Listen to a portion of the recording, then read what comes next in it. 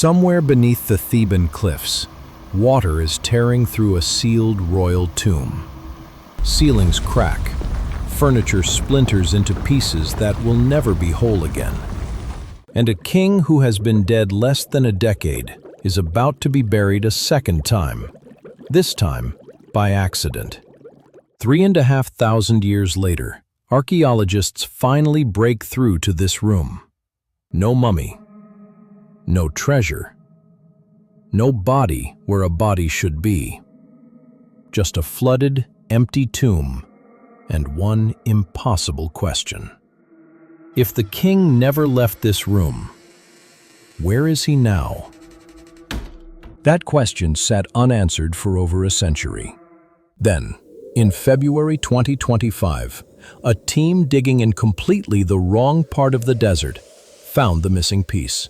And by the end of this video, you're going to know exactly what happened in that room, who broke back in, what they found, and why they made a decision no one in Egypt had ever had to make before. Because this isn't a story about a curse or a robbery or bad luck. It's a disaster story. And the same disaster that destroyed this tomb is the only reason we ever found it. His name was Thutmose II, King of Egypt, around 1492 BC, right in the middle of the golden age of the pharaohs. His father was a warrior who expanded the empire. His son would become the greatest conqueror Egypt ever produced. And his wife, his own half-sister, was a woman named Hatshepsut. You might already know that name, because after Thutmose died young, she did something almost no woman in the ancient world ever pulled off. She didn't rule for a king. She didn't rule behind a king. She became one. Crown, throne, false beard and all. Which makes Thutmose II the hinge this entire era swings on. Every other royal tomb from his generation had already been found. His was the last one standing between us and a complete picture of Egypt's golden age. One king, one missing room, 144 years of dead ends. Thebes, sometime around 1479 BC. The king is dead, young, after a reign nobody wrote much about. And now the machine of Egyptian burial starts moving. The same machine that had buried kings for 1,000 years without fail. 70 days of embalming. Craftsmen finishing the last pieces of gold and alabaster. Priests rehearsing rites older than memory. Somewhere in the desert cliffs west of the Nile, a tomb waits, ready to seal. Except, here's where it gets strange. This tomb isn't in the Valley of the Kings. It's a mile and a half away, tucked into a remote canyon called the Western Wadis, a place normally reserved for royal wives, consorts, queens, not kings. Inside, though, it's unmistakably royal. A ceiling painted deep blue and scattered with yellow stars. Walls carved with lines from the Amduat, the sacred guide through the 12 hours of night that only a pharaoh was allowed to carry into death. The tomb is sealed. The mourners walk away. And by every rule Egypt had ever followed, Thutmose II should have rested under those painted stars forever. He got a few years, maybe less, because whoever chose this location made one catastrophic miscalculation. They built his eternal resting place directly beneath a dry waterfall.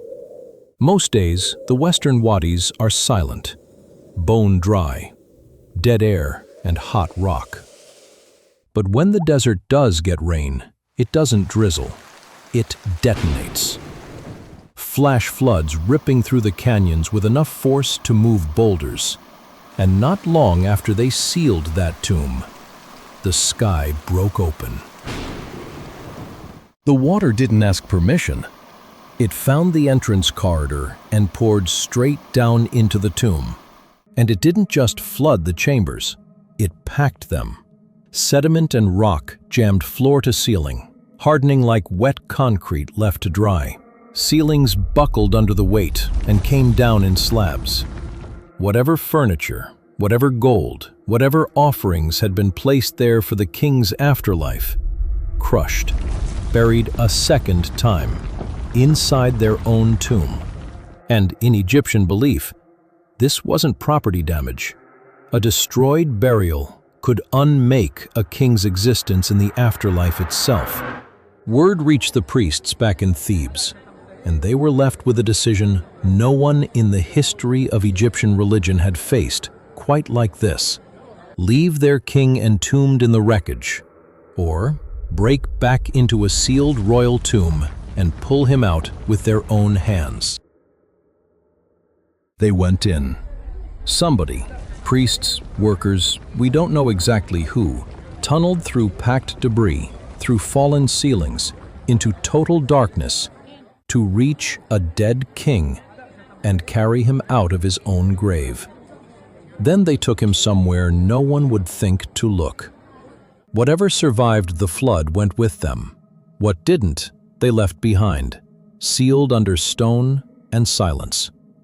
The tomb they walked away from was a mud-choked ruin with a sky full of painted stars, and nobody left to see it. Egypt kept records of everything: tax collection, grain counts, the height of the Nile flood, year by year for centuries. But for the next 3,500 years, nothing on this. No location, no record. A pharaoh of the Golden Age, quietly erased from the map by his own protectors.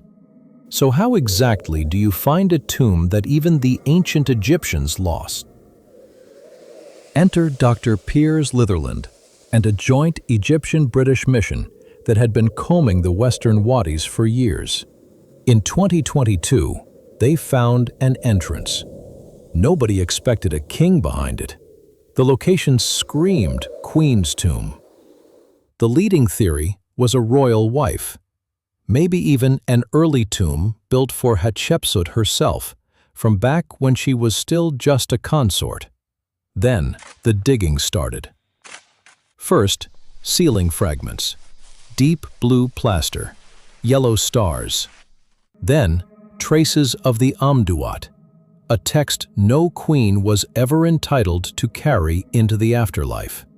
And finally, buried in the crushed remains of the burial goods, the proof. Alabaster jars inscribed with a name, Thutmose II, explicitly titled in the ancient text, the deceased king. Beside his name, hers, Hatshepsut. February 2025, the world got the announcement. The last missing royal tomb of Egypt's 18th dynasty had just been found, 35 centuries later, hiding in the one neighborhood nobody thought to check. Mystery solved. Right? Except one detail still doesn't sit right. Why was a king buried in the Queen's section in the first place? Here's where the theories start pulling in different directions. Theory 1. Politics. Thutmose II was a weak king, married to an unstoppable woman. Did Hatshepsut choose, deliberately, to bury her husband somewhere smaller? Somewhere quieter? A modest grave for a man standing in the way of her own legacy. It's a great story. Maybe too great. Because Theory 2 is far less dramatic and far more likely. In his lifetime, the Valley of the Kings as we know it didn't fully exist yet. Royal burial tradition was still being written in real time. The Western Wadis may simply have been where this family buried its own. Full stop. No conspiracy required. But the tomb has one more secret to give up, and it's the one that answers the question we opened this whole video with. Go back to 1881. The king in the wrong place. stacked among strangers. That hiding spot was the royal cache at Deir el-Bahari, a secret stockpile where, generations after Thutmose died, priests hid dozens of royal mummies to keep them safe from wave after wave of tomb robbery. Everyone assumed he ended up there the same way the others did. Thieves. Wadi C4 changes that story completely. His tomb wasn't emptied by robbers. It was destroyed by water.